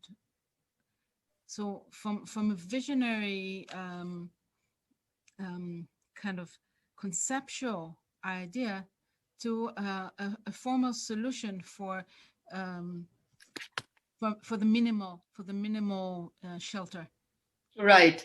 Yeah, because I think that it was marginal at the time as I tried to present it. It is still marginal today, because actually people, I think that not that architects do not address it, not that historians do not address it. The very fact that several papers already in the conference, and the conference just began, address this thing is very meaningful, but it is still a marginal thing, and it is treated with a means of marginality, because I do believe, for instance, that the way this renewal of, first of all, how people should inhabit, because this is a great question before asking how architects could answer to the question of how people should be housed today. Both these questions inspire very much in the way of they are expecting a response from the lessons of informality, from the lessons of what was considered to be very marginal and now is less marginal, but still, if we look to a history of architecture, then it will be this little chapter of it. Again, I'm not sure if I have addressed it, but the fact that poverty, I would say like that.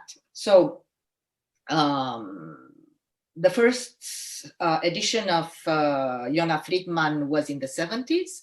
In the 70s, he appeared like illuminated, how should I say, somebody that just had great ideas, but perhaps not really applicable. And then he changed totally the move in with the 2006 and 13 re-edition. And it was presented as something for the poor and for the poor people, which today, only 7 years from the last re-edition of his work, appears as a very central question. That was not such a central question in 2013, while this problem of poverty, of precariousness, I think it's really very important. Hence, I also do believe the interest we have in migrants, and it can be also a way of understanding Flusser's way of addressing migrants, though the manner he intended it when he wrote the thing about the migrants was not directly, explicitly this one. Okay, thank you. Jankel has a question. Hello, hi, Carmen. We live only, I don't know, 500 meters one from another. We are so far apart. and we are in the same lab also. But, Carmen, when I heard about transgression, when I hear about that, I think about Sigmund Freud. Yes. For me, it's psychoanalysis. Okay. Transgression. And for me, the adaptation, flexibility, all these kind of terms are in link with capitalism, and it's adaptation of housing equation to capitalism. And as Gabriel, for example, Gabriel showed us how the transformation of a little kibbutz and something else, etc.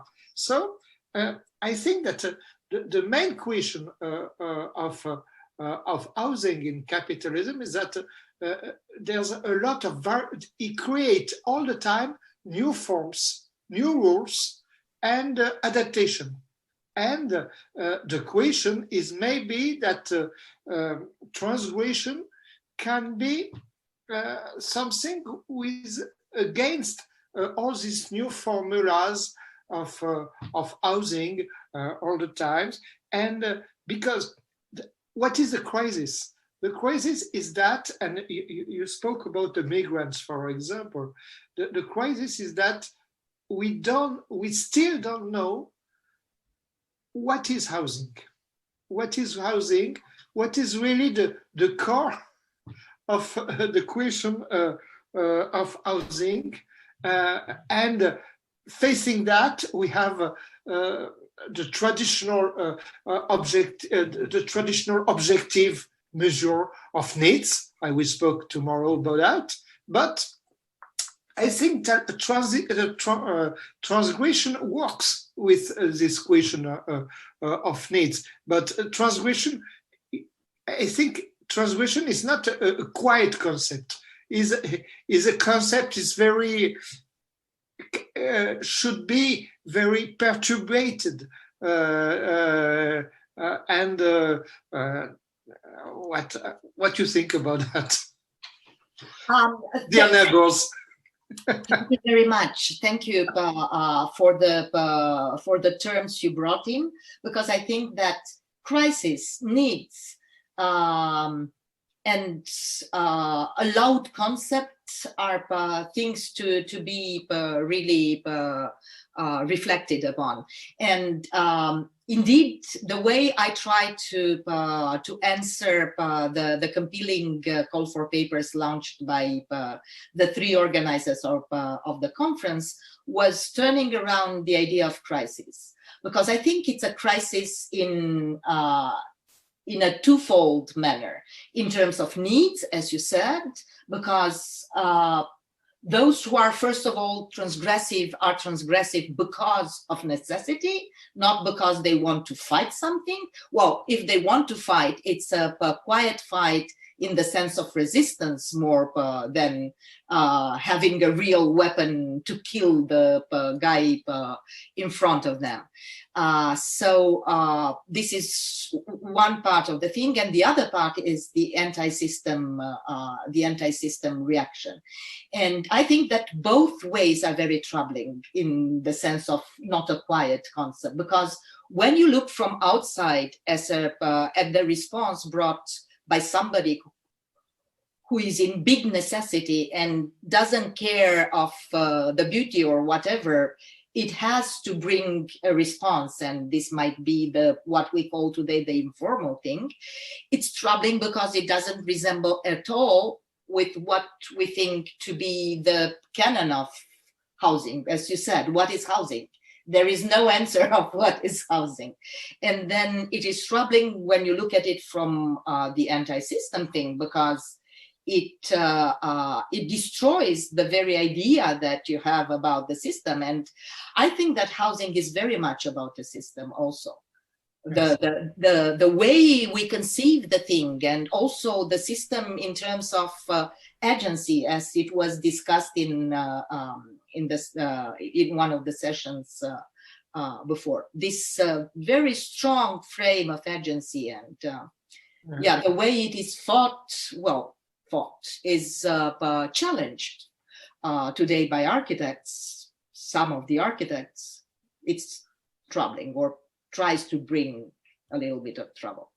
Yes, I don't support need, but I have a lot of hope about transgression. Okay, but let me tell you something that I don't know for Freud, for the psychoanalyst thing. One of the things that I love about transgression is that you can also join it very much with eroticism. And I'm not thinking about Chumi, I'm thinking more at Marquise de Sade here and the way he dealt with things.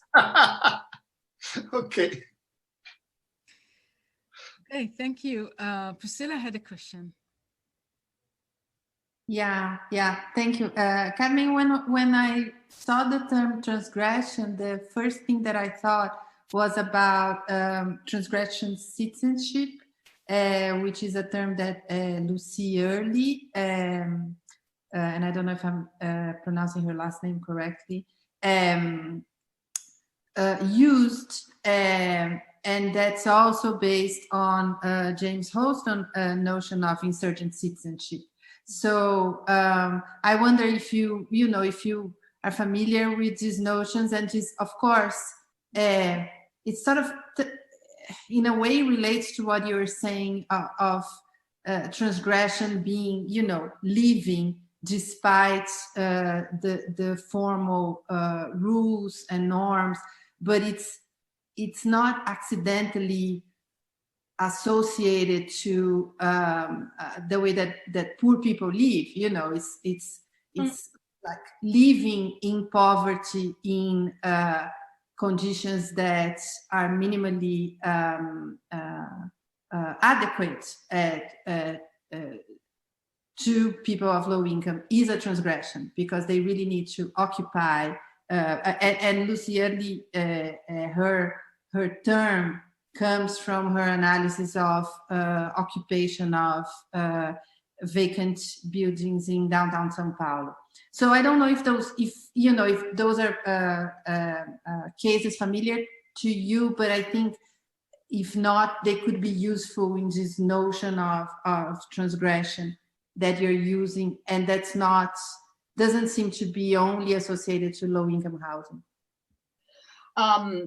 Priscilla, thank you very much, because I didn't know the two references that you just mentioned. I would be very happy to have the entire reference, because being attentive to your question, I couldn't write them down. But definitely, I don't think that transgression applies only to the needy people. I think it has very much to do with it because of the fact that you cannot have rules when you are not a subject and when you are treated as an object.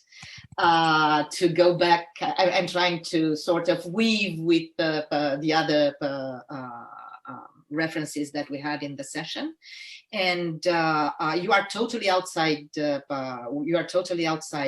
This rule thing, and I think to use a reference that was already very much referred to in your session in Agency by Camilo Buono, if my memory is good, to Agamben, the state of exception applies in both situations, applies both to poor people, because they are outside, they are banned actually to use again Agamben, but Agamben builds up, as you know very well, on Schmidt.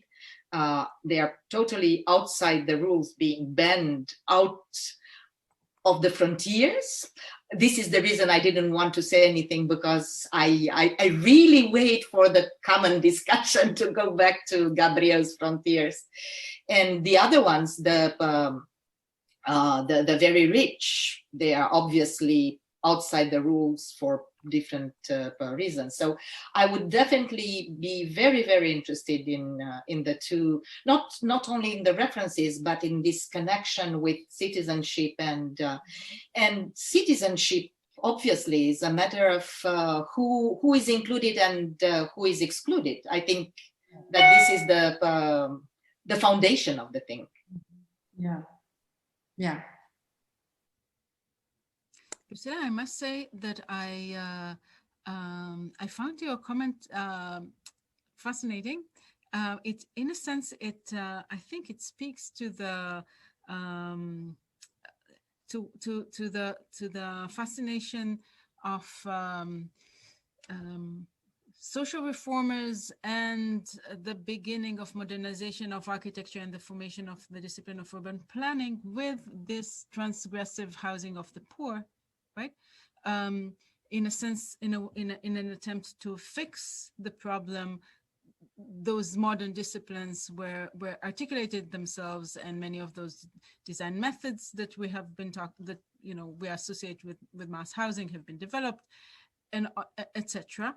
And I think Carmen, that you are right in proposing that this housing crisis is not only a crisis of the people housed and housing programs, etc., but it is also a disciplinary crisis. That architecture is, in a sense, in a disciplinary crisis where, as Janka said, we do not really know what housing is. We do not really know how to act.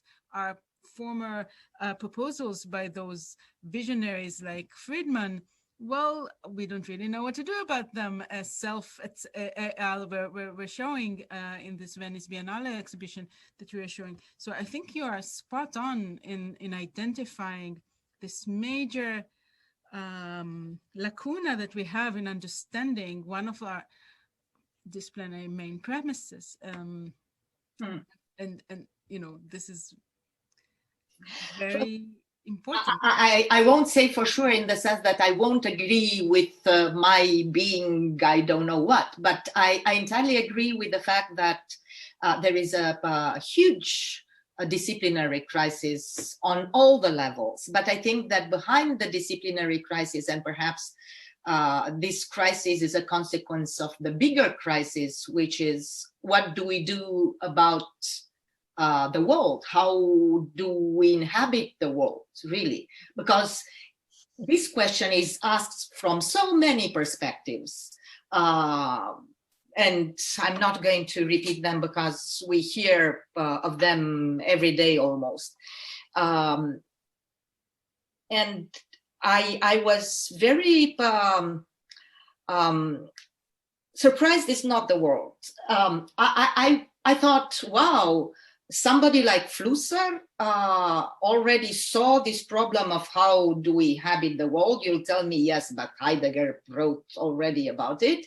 But Flusser in a very different way, because Flusser spoke about us as being just inhabitants, not inhabitants of a given space. The question is, how do we want to inhabit? Do we want to inhabit in something which responds to the norms that we have in our head about housing in general? Are we ready to give up a lot of our conquers in terms of in terms of being able to change the entire frame?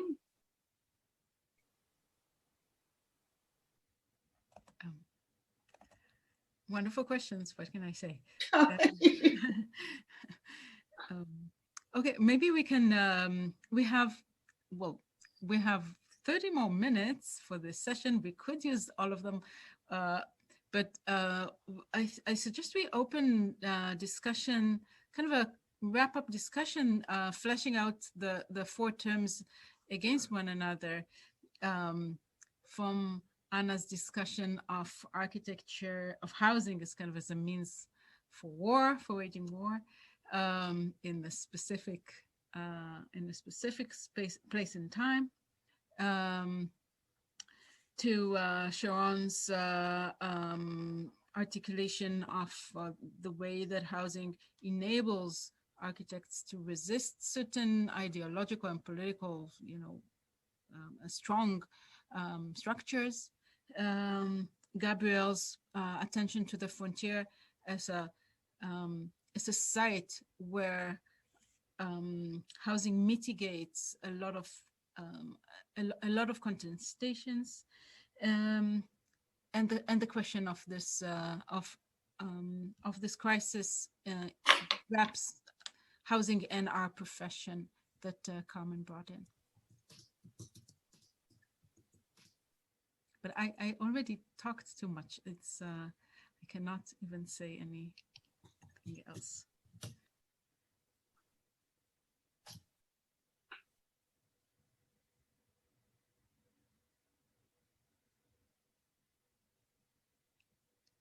We did have a very long day, starting with Miles' paper 8 hours ago. So may I have just a small push-up like that? Because I don't want to do more than that. I was very happy of the way the question of conflict emerged to be such a productive issue, actually, because especially in Anna's and Gabriel's paper, the way conflict was presented, it was clear about producing something new, appropriation. I think appropriation would be the term which was the most important in both papers. And I think that this term, sorry, goes very well with the idea of conflict, because you enter into conflict because you want to get something from somebody or just to get it back. Well, yeah, I already said too much. Actually, if I may add to Carmen's comment, I did not read anything of anyone's work before that. I wanted to be surprised, so okay, I'm gonna wait. And I had this picture in mind, because a session about conflict is gonna be dealing about houses and war, and it's gonna be again these fetishization of ruins. And I was surprised how how everyone had a different take on conflict. And I think that maybe this is what I'll be taking from this session, is how a single phenomenon can be analyzed in the different ways, and quite interestingly, I have to say. And because when one writes or sums up a research, then one's is convinced that they did the best and they covered up everything. I was like, wow, maybe I should do that as well. And I think that this is something that's I think this should continue further. I think, yeah. So it's not just the banal interpretation of the term conflict. I think this was the most enlightening thing here today, for me at least. Can I say something? Okay, so I think I was the one probably who had a more rational, more positivist paper in this section because it was clear, and my architects and my military forces were very clear in responding to conflict. So they belong to an epoch very different from the one Carmen described here, where of course they have to act, and they have to act very quickly. And so they needed a kind of a frame that could help them to act in a very quickly way. So, it's very interesting that Carmen was saying that this idea of how flexibility and how, and especially how transgression, it should be or could be associated with a specific social group or a specific kind of population, to attend a specific kind of population. So you use the more transgressive ways to answer, to respond, and the period that I'm working on, it's completely the opposite. So there was this need to frame the world in a very positivist, in a very rational. What is modernism? Modernism is this. So we don't know anymore what is housing, because we live in a postmodern area. Because for the modern architects, he knows exactly what housing was about and how to act in a territory of conflict. Maybe even when I say, quoting Scriver, that the colonial public works, they work in their work was mainly framed by improvement, by daily life solutions that they started to use it as a kind of a protocol for new challengers. So it's what a kind of an empirical knowledge they were applying in a very regular settings. I'm saying about this, but then the results, it's very pragmatic, it's very objective.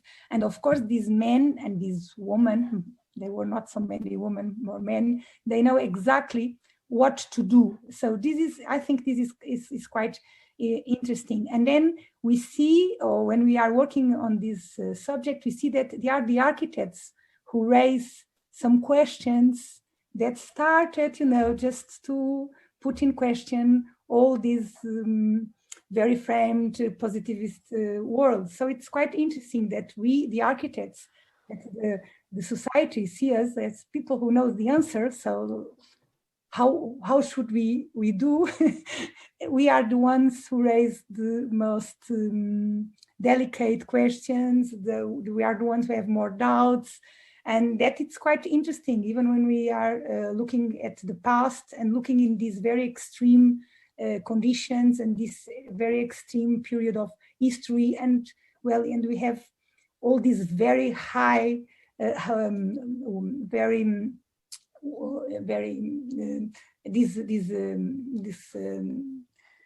words that it's very heavy, like control, like standardization, that is all, and even volatilization, which is a very ideological word. So we have very, very heavy words to frame the activity of these architects and these engineers and who worked in this colonial context. So I think it was very interesting to understand, as Gabriel said, that you can really face conflict in a very different ways. And there is a more obvious one, which was, I think, what I presented. and the more challenging, what I think Carmen presented in a very, very extraordinary way, because it was like a kind of poem that we were just attending. So I think it was a very good session in these terms. And I really wanted also to say that I enjoyed very much Sharon's presentation. Of course, we are very close. We have already debating it a lot.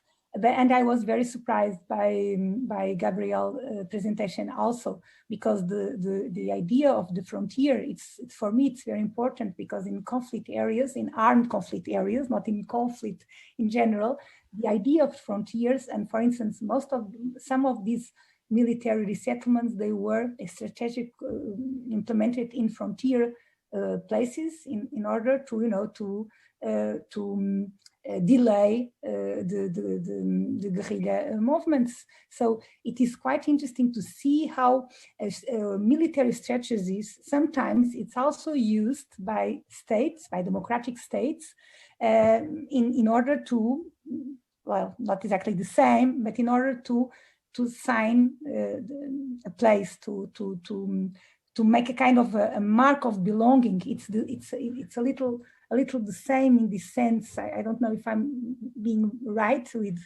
or fair with Gabriel's presentation, but I found it very interesting to think how it is almost the same. You can just recognize some gestures, some features in this. In just putting these cities or these neighborhoods or these settlements in very specific moments of the geography of the border. So I find it quite interesting, because in the end, everything was very clear. Sorry. Can I ask a very quick question to Sharone and Gabriel, because I think that you can put resistance in the middle of your two papers, and you can look at it differently as the way frontiers are addressed by Gabriel is another form of resistance, depending from what perspective you look at it. So I was wondering if Sharone thought about it or not really.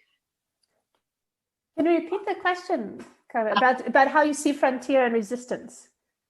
Well, the way how the Israeli state wanted to resist and to expand in the same time, and to defend something that was just, what do you have through conflict? You obtain something back, or you just want to have something new? Once again, it depends on the perspective you look at things. Yes, no, is that a recovery of something or a way of contesting and claiming something? It's a very interesting question, the idea of a frontier claiming a frontier as a mode of resistance. I hadn't thought of it, but I think you're, I mean, it is and it isn't. I mean, I think I also have a very strong sense of frontier coming from the US because it is so part of the American ethos. And I think I mentioned at some point in the paper, I felt it really important for me to specify what resistance meant for me, looking at the cases that which was working against some sort of dominating kind of power, whether that's, racially dominating, gender, economic, but then of course anything can be dominating or not, and it's never just a one side, it's sort of that back and forth. And so to see resistance as a type of see the frontier as potentially a terrain of resistance. It is certainly a terrain of debate and negotiation. This negotiation can be more conflictual, more violent, or it can be more subtle, but it is, in my mind, this is part of the very idea of frontier, that the frontier can shift. And this is why you have to act on it. may I try to answer maybe to Carmen, or at least add something? I think, the perspective on how you look at it is, I think, the most important thing. And let me quote the former head of the Israeli Secret Service in the West Bank, who said that one man's terrorist is another man's freedom fighter. And it's exactly like this. It's one of the things that I, at least digging into this concept of frontier, and I think that what happened, at least in my cases, in the case studies that I was looking into, that since, let's say, the 80s, 90s, the frontier, it's some of the frontier evaporated, but it turned into more into a concept, and and you see that because one might say, okay, I mean, the 60s, 50s, maybe 70s, or until the early 80s, there was still a frontier in Israel, these unsettled areas, far away, it takes you 2 hours to drive to. But in the 90s, they were basically suburbs of Tel Aviv. It's part of the greater metropolitan area. So it's not really a frontier, it's just a suburb. However, the settling families or settlers themselves, even when they don't describe themselves as these ideological settlers or ultra-religious, they would still maintain the same discourse. They would still use the same terminology. For example, one of, as I was showing in the presentation, is that and so Yitzhak, the first project, which was 8-story condominium, was built by an association that called itself the Pioneers of Tzur Natan. And you can ask yourself, how come that's so important for them to still call themselves pioneers? I don't think that they really believe that they're pioneers or that they're conquering the wilderness, but they still use this term. They still believe that that they wanted to maintain this at least facade that they're doing something that is ideological. And this is what drives them. It's not it's that one should be a bit ashamed that they're doing speculation. We can say that, yeah. It's all for the national cause. So for them, I think that taking part of this, saying we want to participate in this national mission, it is an act of, at least in their perspective, resistance. And so maybe it can be very an ironic take on it, but yes, I'm quite sure that pioneers themselves, or people who see themselves as pioneers, they see themselves participating in an act of resistance. But could see that many places now, and then in Israel, at least in the context where today this talk about the difference between the first and second Israel, and whether the settlements in Gush Katif and the Gaza Strip that were evacuated in 2006 were part of the, five were part, they see themselves as kind of resisting the hegemonic order. So it's the central or center-left hegemony that is fighting the underprivileged, impoverished Mizrahi society or sector. So it is depends how you look at it. I think and I have this guilty pleasure of reading right-wing newspapers, and they usually use the discourse of resistance as a way to I can say that pioneer washing capitalist endeavors. I would like to use resistance to tease Sharon about the issue of normalization, because when you spoke about the hostel for the workers, you said that the way they were thought, it was meant in a certain manner to bring normalization to their lives, which was outside the normal. So I think that might apply to all our papers, normalization, but I'm really interested to hear, how do you think about normalization within conflict? I mean, how do you relate conflict and normalization? I think it's a great question, because I think that in the South African context, that especially during apartheid, what so many people were denied were certain types of normalizations, particularly of domestic relationships, that the act of labor removed one from one's home by, like, you know, literally across the country. And so part of the resistance came from calling for something that was very normalized. And then I think part of what maybe is going on in the post-apartheid society and so many of the challenges of it are the way that the struggle against apartheid was built on a normalization and kind of a heteronormative centrality of the family, almost a kind of sort of not tribal relations, but sort of certain hierarchies of power in some ways. And so, yeah, there's a tension there, or a kind of something that needs to be unpacked a bit in the normalizing, the desire for normalization as a type of resistance. I find it actually very funny to be saying those words as an American after this weekend, when all we have wanted was to get back to a normal, and we are just so happy that we are. Precisely. So but yeah, I think that's a very good point about the normalization, whether it's from a societal perspective, but also the architectural normalization. I mean, I really appreciate, Yael, that you've been pushing us to ask the architectural formal questions or the spatial questions. And so what is the architectural normalization that sort of underpins some of these sort of terrains of conflict, you can say? And I think that very much sits especially in Anna's project. To my mind, also in Gabriel's, all of these, middle class, aspiring middle class new towns are a place where people are aspiring to be normal Israeli families who are homeowners living in suburbia, but at the same time participate in this contested project. And this duality is part of the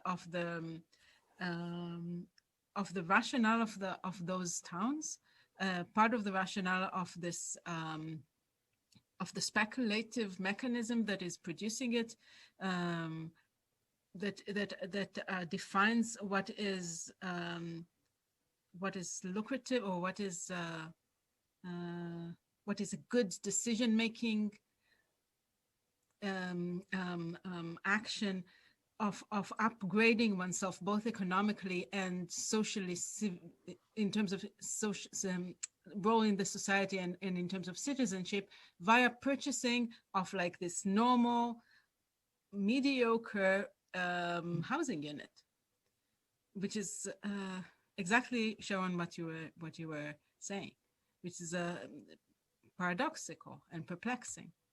I think Yael, you refer to that as the good house. It is good house, but then I think it's page 6 in your book. Yes, if I remember correctly. Yeah, the good house, the white. Yes. Yes, I think there is a kind of opposition between the exposition of Anna, who was a very rational straw, and the other. The exposition of Gabriel and Sharone also was about more narratives. There was more narrative. There were not rational, but narratives, and there's a lot of narratives. And architecture play a role of narrative in the system. And for example, in neoliberalism, as Gabriel shows, the narrative is in the core of the system, and the architecture bring narrative for the argument. And the neoliberal is functioning with narrative system, because it take people to do something. The system doesn't do something himself, but people do for the system.